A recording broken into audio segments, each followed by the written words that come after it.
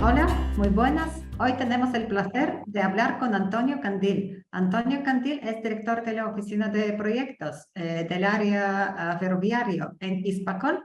Hispacol es una empresa ubicada en Sevilla que se dedica al diseño y producción de sistemas de climatización o HVAC. Y los últimos 4 o 5 años están utilizando Kanban, métodos Agile y el Kanban Maturity Model para mejorar sus procesos de gestión de proyectos y portfolio. Han conseguido resultados muy interesantes y por eso nos gustaría escuchar a Antonio Candil sobre su experiencia. Antonio, muchas gracias por tu tiempo y por tu Nada, atención. gracias a ti, Teodora. La primera pregunta que me gustaría hacerte es, ¿qué te motivó a ti a empezar a buscar unas prácticas alternativas para la gestión de vuestros proyectos?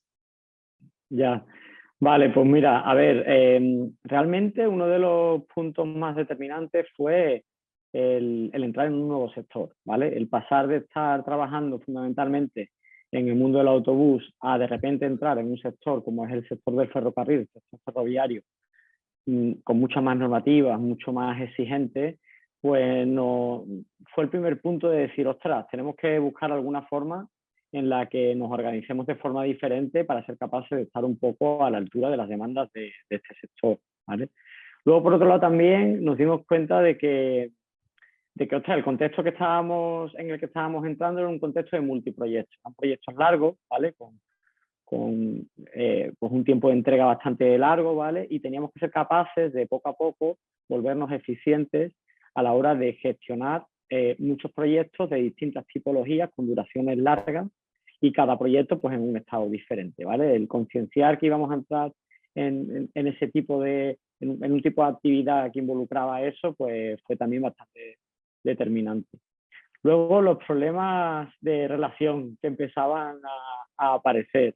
Claro, al final, si le sumas eh, clientes exigentes, clientes multinacionales bastante grandes que están acostumbradas a trabajar con proveedores un poco mejor, con más estructura, más organizados, más orientados a trabajar por proyectos en lugar de por productos, que era el mundo en el que veníamos, con, con muchos proyectos en paralelo, ¿vale? Y proyectos largos con mucha cantidad de tareas cada uno, pues de alguna forma estaba erosionando un poco nuestra forma de relacionarnos y de alguna forma pues teníamos que empezar a pensar en una forma diferente de organizarnos. Además, no solamente esos problemas de relación nos afectaba con compañeros de nuestra propia área, sino con otras áreas transversales dentro de la empresa y con los propios clientes también.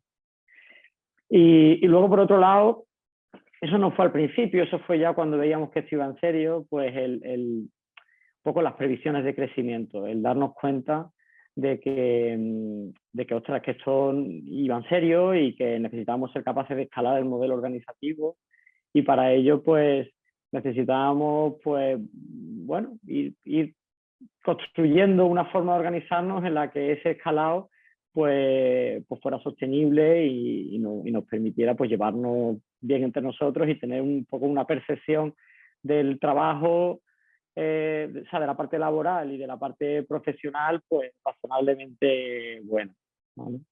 ¿Y cómo fueron vuestros primeros pasos hacia la hora de decidir que algo tenemos que cambiar, tenemos que buscar algún método? ¿Qué método?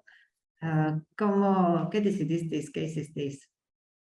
Sí, al final, bueno, pues lo que decidimos fue formarnos, un poco tratar de descubrir qué había por ahí. A ver, todos más o menos teníamos formaciones técnicas, formaciones industriales, conocíamos un poquito acerca de pues, metodologías de gestión de proyectos tradicionales, tipo PMP, PMBOK, ¿vale? De eso, pues algo sabíamos, habían venido algunos consultores por allí por Hispacol y bueno. Pero nos dábamos cuenta de que eran unos métodos, unas sistemáticas de gestión demasiado pesadas, ¿vale? Entonces necesitábamos inspirarnos en cómo lo hacían en otras áreas donde el coste de gestión tuviera que estar mucho más optimizado, porque pues, como por ejemplo el mundo del desarrollo de software, ¿vale? Nosotros éramos conscientes de que la gente del desarrollo de software tenían que tenerlo todo muy optimizado porque no tienen producto físico. Al no tener producto físico van con márgenes mucho más apretados y entonces pensábamos que de alguna forma esa forma de organizarse, esas sistemáticas, esas metodologías podrían tener cierta transferencia a lo que nosotros hacíamos. Porque veíamos que las metodologías clásicas eran bastante rígidas, bastante pesadas, requerían muchas personas y no nos iban a dejar crecer en la cantidad de personas que haría falta para implementar, según el libro, según el manual, ese tipo de metodologías. Entonces, pues bueno, nos empezamos a replantear ciertas cosas, nos dimos cuenta de que estábamos bastante perdidillos a nivel cultural, ¿vale? Tuvimos un poco que ir trabajando en acordar pues, valores y principios comunes y poco a poco ir trabajando en ir descubriendo pues, las prácticas y las herramientas que mejor nos iban para nuestra actividad, ¿vale? Para eso Agile y un poquito más en concreto Kanban pues nos daba cierto marco de trabajo con un poco ya de alineamiento predefinido, ¿vale? Y eso, pues bueno, una vez que lo descubrimos, pues nos dio nos ayudó a que todo tuviera cierta cohesión, ¿vale? Luego, por otro lado, pues claro, hacía falta toda esta experimentación y toda esta formación y todo este aprendizaje, ser capaces de llevarlo pues en paralelo con nuestra actividad real, que es la actividad por la que percibíamos remuneración al final. Entonces, claro, eso no es sencillo, porque al final la actividad no se para porque tú estés buscando otras formas de organizarte. Y todo esto, derivó un poco en cierta resistencia al cambio al principio, ¿vale? Tuvimos que intentar pues, trabajar un poco para intentar que la gente le viera la punta, ¿vale? Y que la gente al final, pues, se diera cuenta de que estaba en nuestra mano encontrar una forma de organizarnos en la que las cosas estuvieran controladas y en que esa relación con los compañeros, con los clientes y la calidad percibida de producto y de gestión fuera cada vez más alta, ¿vale? Entonces, bueno, ese fue un poco el comienzo y los principales escollos que nos fuimos encontrando al principio. ¿Cómo fue la percepción inicial o cómo veían tus compañeros de trabajo las ideas de empezar a introducir algunas prácticas de gestión o de organizar el trabajo de una manera más disciplinada? Claro, pues tengo ejemplos de todo tipo. A ver, para nosotros había una parte importante que era conocer en profundidad nuestros propios flujos de trabajo, ¿vale? Al ser proyectos largos, exigentes, complejos, ¿vale? Necesitamos encontrar cuál era un poco el patrón en cuanto al flujo de trabajo de los proyectos. Pues los proyectos no eran demasiado parecidos de unos a otros a nivel de producto, ¿vale? Tenían muchas customizaciones, pero sí teníamos que trabajar en buscar ese modelo, ese flujo característico de distintos hitos, de distintos estados, de distinta descomposición en tareas que nos permitiera al menos que la gestión estuviera ciertamente estandarizada, por así decirlo, aunque el producto no lo estuviera. Y claro, eso pues nos obligaba pues a poner de acuerdo distintos puntos de vista en cómo cada uno entendía que el trabajo tenía que estar descompuesto y un poco qué hitos pensábamos que eran el hilo conductor del propio proyecto, y eso pues requería un montón de trabajo, de reuniones, de machacar, era un trabajo que duró varios años, ¿vale? El llegar a que todos nos sintiéramos cómodos con la descomposición del trabajo, ¿vale? Entonces, claro, algunas personas pues, lo veían como, ostras, pues ¿por qué tenemos que dedicarle tanto tiempo a eso? Pues un trabajo a veces un poco machacón, ¿vale? El ser capaces de sintetizar, iterar, hasta que al final te quedas con esa caracterización y esa descomposición del proyecto en hitos y en tareas más pequeñas, pues era ciertamente pesado. Entonces, por ahí, pues ya encontrábamos que la gente, pues claro, ponían sobre la mesa, oye, que que hace falta dedicarle tiempo, y ese tiempo pues, era difícil que la gente pues lo encontrase, ¿vale?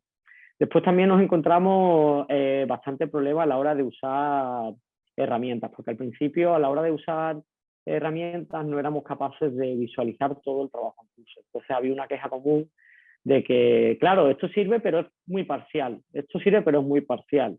Entonces, claro, al final hubo que tratar de que la gente entendiese que temporalmente iba a ser parcial, pero dependía de nosotros el que cada vez fuéramos capaces de hacer que aflorase un poco más el subtrabajo, por así decirlo, y ser capaces de elevar ese subtrabajo a los flujos de servicio a clientes de donde realmente nace, de donde realmente surge todo ese subtrabajo. Entonces, bueno, llegó un momento en el que la gente entendía dónde queríamos llegar, le empezaban ya a ver la punta en corto plazo y de la mayoría de las personas acababa surgiendo el decir, ostras, y si esto lo expresamos así, y si desarrollamos tal integración y si somos capaces de mezclar esto con esto y entonces ya, es decir, pasamos un poco de verlo todo como, pues claro, al principio cuando estás probando, cuando estás experimentando, pues bueno, cometes muchos errores, a veces hiperdetallas las cosas,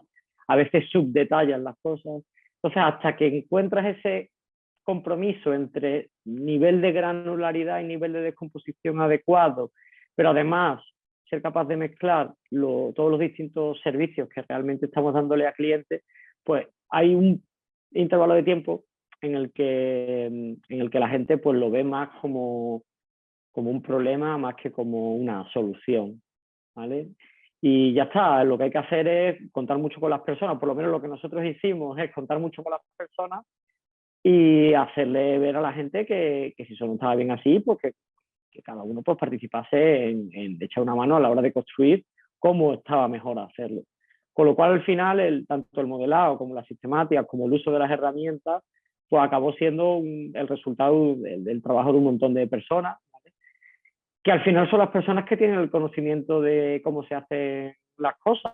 Al final aquí no puede venir un lumbrera de ningún sitio a decirle a la gente, oye, que esto se hace un superconsultor que te diga, esto se hace así, así, así. El conocimiento está en las personas, pero sí es cierto que, bueno, que cierto guiado a la hora de buscar un poco esas iteraciones y a la hora de buscar un poquito de orden, de clasificación y de tal, pues venía bien. Así que nada, combinando conocimiento in-house con cierta ayuda de fuera y con algunas personas que durante un tiempo sacrificaron otras tareas en aras de que todo esto evolucionase, pues hizo que diéramos un poco ese salto y que al final todas esas resistencias se fuesen limando. ¿Qué os impulsó a seguir ampliando vuestra solución y empezar a gestionar el flujo de trabajo end-to-end en vuestros proyectos y utilizando métricas de flujo? Sí, bueno, a ver, empezar a trabajar con una visión end-to-end, pues no, lo que fundamentalmente nos proporcionó fue tener una visión a alto nivel, ¿vale? Inicialmente, pues quizás sí teníamos el concepto de proyecto que poco a poco pues estaba entrando, ¿vale? Pero no teníamos unos hitos claramente definidos ni ningún tipo de herramienta que nos ayudase a ver en qué estado a alto nivel estaban los proyectos. Y estábamos un poquito más centrados en gestionar las tareas dentro de ese marco del proyecto, pero sin unas herramientas ni una metodología clara, ¿vale? Por otro lado, también nos ayudó un poco a sentar las bases de ser capaces de ver pues, el diseño y la validación, la fabricación en serie y la resolución de incidencias con una red de servicios interconectados, ¿vale? A clientes, donde al final existe una transacción económica, es decir, al final el cliente lo que ve es que hay un intercambio transaccional monetario, por así decirlo, ¿vale? Por una serie de servicios. Y esos servicios al principio no teníamos demasiado claro cuáles eran, ¿vale? Y no teníamos tampoco demasiado claro cómo estaban conectados entre ellos. Entonces, poco a poco, la visualización end-to-end nos ayudó un poco a entender un poco más esa parte, ¿vale? El visualizar la cadena de entrega de valor al cliente y el centrarnos en desarrollar pues herramientas y métricas en torno a ese lienzo que empezábamos a dibujar, ¿vale? Y luego, por otro lado, pues también nos ayudó a ir encajando pues distintas herramientas y distintas técnicas para ser capaces de gestionar en paralelo iniciativas más a alto nivel, es decir, proyectos, ¿vale? Y tareas a bajo nivel, ¿vale? De esos tres servicios que os he comentado, ¿vale? Una vez que fuimos capaces de tener ese tipo de herramientas que nos ayudasen a tener esa visión a alto y a bajo nivel de esos tres servicios, pues ya pudimos dar el salto a empezar pues a usar métricas. Métricas que nos ayudan bastante, nos ayudan a plantear planes de crecimiento, nos ayudan a equilibrar cargas entre equipos, nos ayudan a ser capaces de limitar el trabajo en curso para tratar de buscar mejorar en tasa de entrega, que es lo que al final percibe el cliente. A ser capaces de iterar en el organigrama, es decir, en ser capaces de no entender el organigrama como algo fijo, sino como algo evolutivo, que también depende de nosotros el ir afinándolo y el ir pues, generando nuevos equipos, generando nuevos roles, nuevos perfiles, que hagan que al final esos servicios pues, funcionen de la forma más eficiente posible, ¿vale? Entonces, bueno, nosotros a nivel de métricas, pues trabajamos con las básicas de trabajo en curso, ¿sabes? Es muy importante para nosotros ser capaces de ver cuántos proyectos tenemos por cada equipo en cursos a alto nivel y también el bajo nivel también, cuántas tareas tiene cada persona en curso, ser capaces de llevar a un punto en el que cada persona es capaz de visualizarse su propio trabajo en curso de los distintos servicios, es decir, al final las cosas no son completamente estancas y una persona dedicada a diseño y validación, otra persona dedicada a gestión de incidencias, otra persona dedicada a fabricación en serie. Al final, en mayor o menor medida, distintas personas trabajan para distintos flujos de trabajo o servicios de entrega de valor al cliente. Entonces, que al final conseguir que cada persona fuera capaz de visualizar todo su trabajo en curso era un reto importante para nosotros. En el momento en el que tienes eso ya, métricas del tipo trabajo en curso empiezan a cobrar sentido, ¿vale? Luego también, esto lo aplicamos un poquito más a alto nivel, tiempos de entrega de proyectos y tasa de entrega de proyectos dentro de los hitos donde cada equipo lleva más el peso de cada proyecto también son importantes para nosotros, ¿vale? Y fundamentalmente, pues esas son nuestras métricas y un poco lo que nos ha aportado el trabajar con visión end-to-end. ¿Puedes describir un poco cómo es vuestra solución actual? En términos de tableros Kanban, conexiones entre los tableros, o qué rutinas, Sí. por ejemplo, de reuniones. Sí, a ver, a efectos de herramientas e integraciones, ¿vale?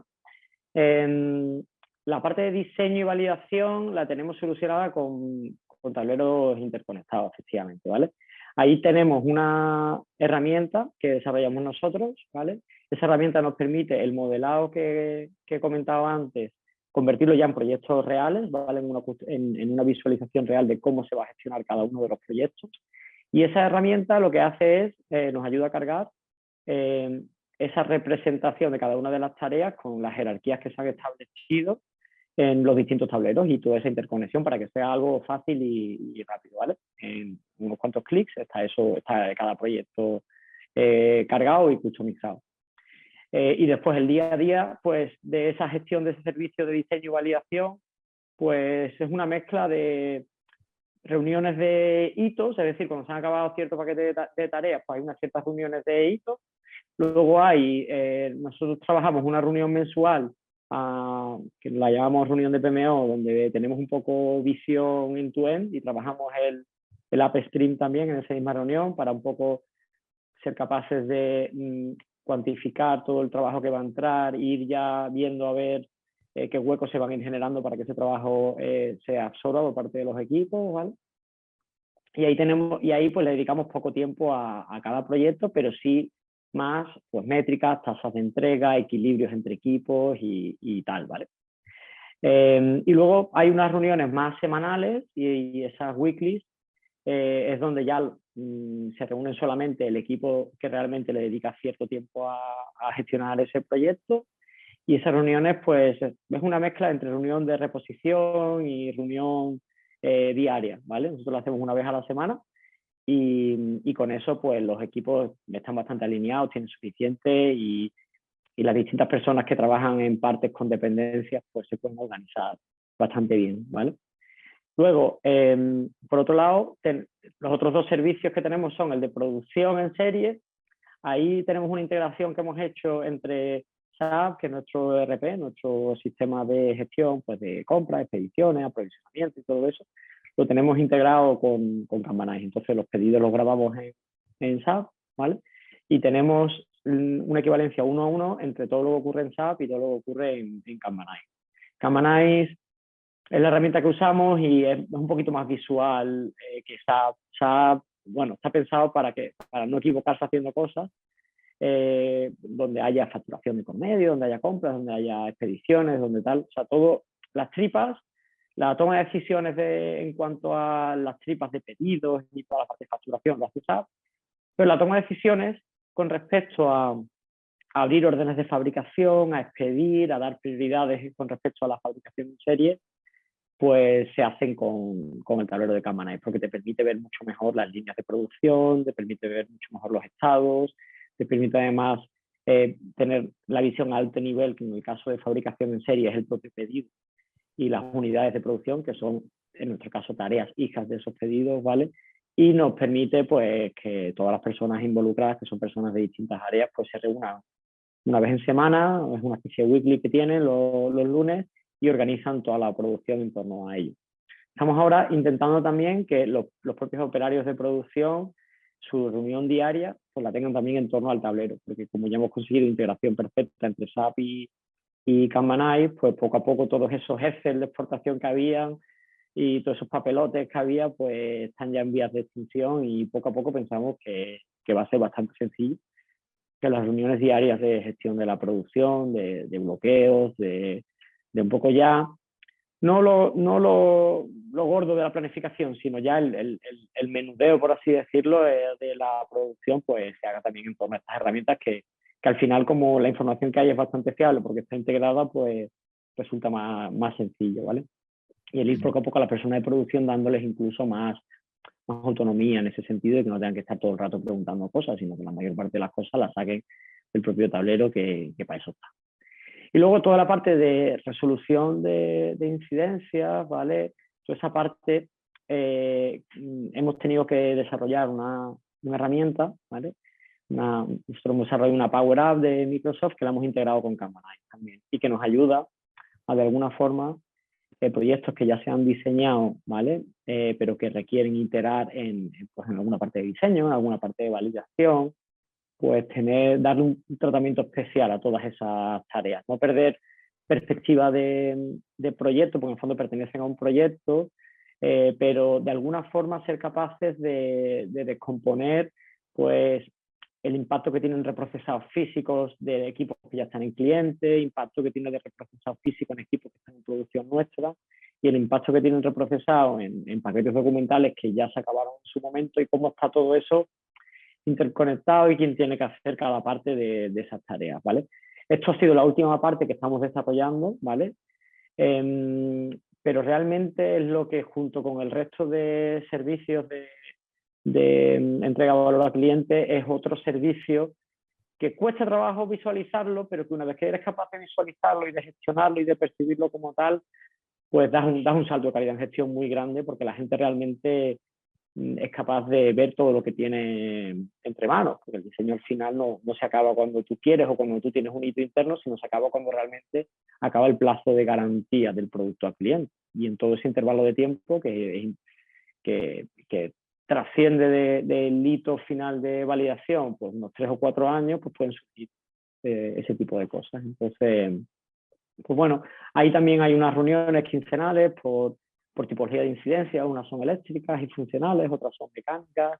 Hay personas de postventa, hay personas de calidad, hay personas de ingeniería. Y bueno, tratamos también que esa herramienta que hemos desarrollado, hemos integrado con Kanban, es una muy buena base de datos de retorno de experiencia. Tratamos de, en la medida de lo posible, reinyectar esas lecciones aprendidas de ese retorno de experiencia en proyectos a futuro, con idea de no volver a caer en los mismos errores, equivocarnos en cosas nuevas por lo menos. Y ya está, básicamente pues yo creo que más o menos con eso cubrimos todo lo que tenemos. ¿Qué consejos darías tú a otro manager como tú? Yo creo que, a ver, uno de los puntos más importantes que hemos aprendido en los últimos años es tratar de ser honestos con nosotros mismos, ¿vale? Y tratar de además contagiar ese sentido de la honestidad pues a los distintos equipos, ¿vale? Al final, la conclusión a la que hemos llegado es que la honestidad deriva en exigencia, y al final la exigencia te acerca, en el sentido utópico e inalcanzable, a la excelencia. Entonces, ese hábito, esa dinámica, ese patrón de ser realistas, de ser honestos en el sentido de realistas con nosotros mismos, pues creo que es importante, porque muchas veces, o nosotros a lo largo del tiempo, pues nos hemos dado cuenta de que muchas veces nos estábamos engañando a nosotros mismos y es un mal comienzo, ¿sabes? Si te engañas a ti mismo, pues es muy difícil que afloren pues las cosas que no se están haciendo bien y es muy difícil entrar en una dinámica de mejora continua cuando falta honestidad, entendiéndola en ese sentido de realismo, ¿vale? De autorrealismo. Luego, por otro lado, también ha sido bastante importante el favorecer el que existe un ambiente de seguridad y de confianza, ¿vale? Donde la gente pues, se pueda expresar libremente, sin demasiado temor a ser juzgados o a ser sobreanalizados, ¿vale? Sin tener miedo. Ese ambiente de seguridad y de confianza no siempre se tiene, pues no sé, a veces pues por quizás inseguridades de las propias personas que están haciendo el management, o por miedo a distribuir el liderazgo, que consideramos que es una práctica bastante interesante, que al final las decisiones no pasen siempre por las mismas personas, sino que el liderazgo esté lo más distribuido posible para que la gente sea lo más autónoma posible y todo ese conocimiento se reparta, se inyecte y un poco aflore, no se quede ahí escondido, ¿vale? Y luego, por otro lado, también para nosotros ha sido importante tratar de buscar apoyo multinivel, es decir, tanto por abajo como por arriba. Por abajo es muy importante porque al final es un poco lo que he comentado en uno de los puntos anteriores, que el conocimiento realmente reside en las personas que hacen las cosas, ¿vale? Entonces, el que la gente al final sea capaz de verle la punta a este tipo de iniciativas, le dan el sentido práctico, no se convierta en, pues no sé, en algo de postureo o en algo para quedar bonitos en la foto, es bastante importante para que al final pues se genere impacto y la iniciativa llegue lejos, ¿vale? Luego, respaldo por arriba también hace falta, porque a veces pues, es necesario tener, pues, invertir pues, cierto tiempo, cierto dinero en que ciertas iniciativas o ciertas integraciones o ciertas herramientas o ciertas formaciones pues, se acaben llevando a cabo. Entonces, tener un respaldo por arriba es importante también.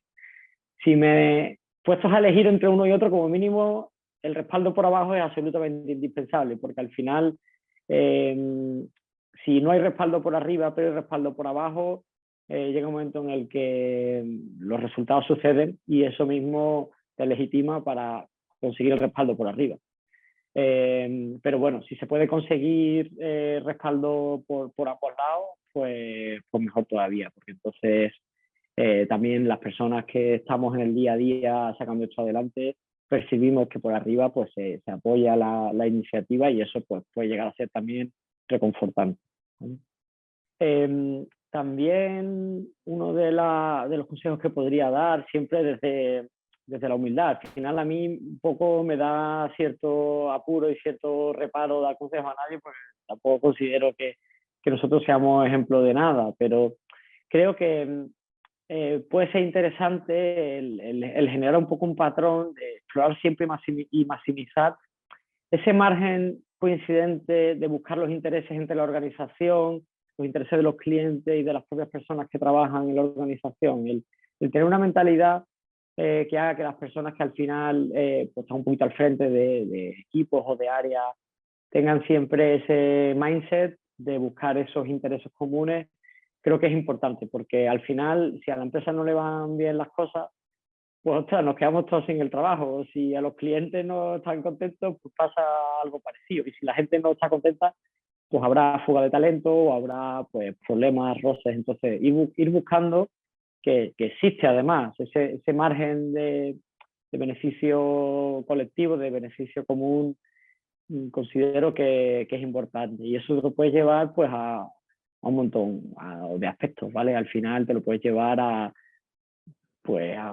políticas, te lo puedes llevar a estilos organizativos, te lo puedes llevar a muchos ejemplos a pequeña y a gran escala, ¿vale?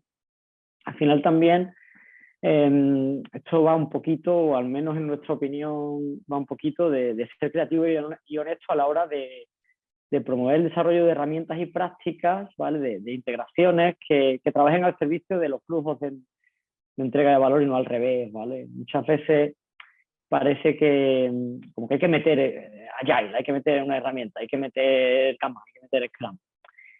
Y creo que esto trasciende un poco de la propia herramienta, ¿vale? Creo que al final primero hay que conocerse un poquito mejor y hacer esos ejercicios de realismo y de honestidad, y hay que aprender y hay que un poco observar cómo funcionan las cosas, y desde esa observación y desde ese conocimiento que hay que ir desarrollándolo colectivamente y desde esa mentalidad, pues ya van surgiendo un poco las prácticas y las herramientas que al final son las que se acaban percibiendo por parte de clientes, en que ha subido el nivel de excelencia o nivel de calidad por parte de lo que sea, del producto, del servicio, del elemento transaccional que exista, ¿vale?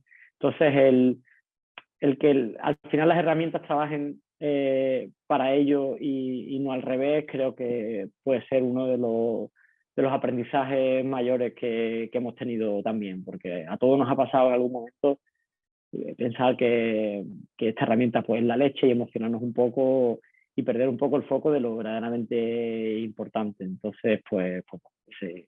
Que a su vez no deja de ser ese realismo que comentaba un poco al principio, hay que intentar no perder, en que al final otras personas que estén un poquito en una distancia intermedia y no estén tan metidos en el día a día, pues abrirte un poco a que te den su punto de vista, con idea de que realmente lo que se haga pues aporte y no sea superfluo ni sea simplemente innecesario. Y desde el punto de vista de prácticas, ¿qué consejos darías a un manager como tú que ahora se está planteando empezar a introducir la gestión de proyectos con Kanban? ¿Qué pasos? Y depende mucho depende un poquito de la tipología de la actividad, ¿vale? Pero bueno, así un poco de forma general, empezar a visualizar el trabajo en curso es un poco el punto de comienzo natural, ¿vale? Porque eso te da pie a pensar, a escalar ese patrón a otros ámbitos, ¿vale? A otros tipos de trabajo o otros servicios que a lo mejor inicialmente no los percibías como tales, y también a darte cuenta de cuántas cosas se están haciendo a la vez, ¿vale? Entonces, esa práctica de visualización, nosotros en un principio empezamos con unos tableros físicos que duraron muy poquito, la verdad, porque ese contexto que te comentaba al principio de trabajar con proyectos largos y con muchos proyectos en paralelo dificultaban, y además también el hecho de que nuestro modelado no estaba excesivamente fino hacía que todo lo que hacíamos en físico estuviera pues obsoleto muy rápido. Entonces, de ahí saltamos a Trello. Entonces, con Trello pues ya era una herramienta informática que nos permitía que el modelado evolucionase un poquito más rápido, o sea, la forma en la que nosotros llamábamos a cada cosa, que evolucionase un poquito más, de una forma más ágil, ¿vale? Y ahí, a pesar de que no teníamos todavía visión multinivel, ni teníamos todos los servicios, toda la red de servicios representada, ni el end-to-end, ni nada, pero nos vino muy bien empezar a visualizar lo que nosotros entendíamos que eran los servicios y que eran los proyectos, y nos ayudó a evolucionar mucho. Entonces, la práctica que considero base, punto de comienzo fundamental, es visualizar, o sea, tratar de tener una mentalidad orientada a que se afloren las cosas, porque que al final no, es lo que siempre se dice, que lo que no eres capaz de visualizar, no eres capaz de gestionarlo ni de mejorarlo. Entonces, visualizar es un poco lo primero. Y luego también tomarle un poco el pulso a las reuniones, ¿vale? Las reuniones son un arma de doble filo, como todos sabemos, y más hoy en día, donde pues se hace a veces abuso, reuniones presenciales, reuniones en remoto, para todo hace falta una reunión. Bueno, pues sí considero que al final el ir creando una narrativa en torno a las reuniones me refiero a las periódicas, ¿vale? Y ir construyendo una pequeña liturgia de cuál es un poco el orden, ir iterando incluso en esa liturgia. Es decir, inicialmente nosotros hemos invertido bastante tiempo en por ejemplo, las weeklies de los project managers, donde está el equipo de desarrollo, que hay gente hay de todo tipo. Hay desarrolladores funcionales de software, desarrolladores mecánicos, desarrolladores eléctricos, de calidad, y project managers, ¿vale? En esas reuniones nosotros, hasta el estado del arte actual que tenemos, de cómo se sacan adelante esas reuniones, pues hemos pasado por un montón de pasos intermedios, ¿vale? Entonces, el ir construyendo un poco esa narrativa, ese orden eficiente de, vale, pues inicialmente a lo mejor pues hacemos una visión a alto nivel durante los primeros 10 minutos, y luego ya después cada persona pues se filtra por sí mismo y habla un poco de su trabajo incluso en perspectiva, y un poco cómo conviven esos distintos servicios que hemos comentado, ¿vale? De gestión de incidencias, gestión de proyectos, producción en serie, pero dentro de la propia reunión es un poco lo que te permite llevarte lo teórico del método a la realidad de tus necesidades, ¿vale? Entonces, esa práctica de ser capaces de acabar teniendo una reunión bien planteada a través de un planteamiento de reunión iterativo, en el que no tiene por qué ser como tú la concibes inicialmente, ni con la periodicidad con la que tú la concibes, sino ir afinando entre todos un poco esa fórmula, pues también considero que es una práctica pues bastante saludable, o al menos en nuestro caso nos ha ido bien así.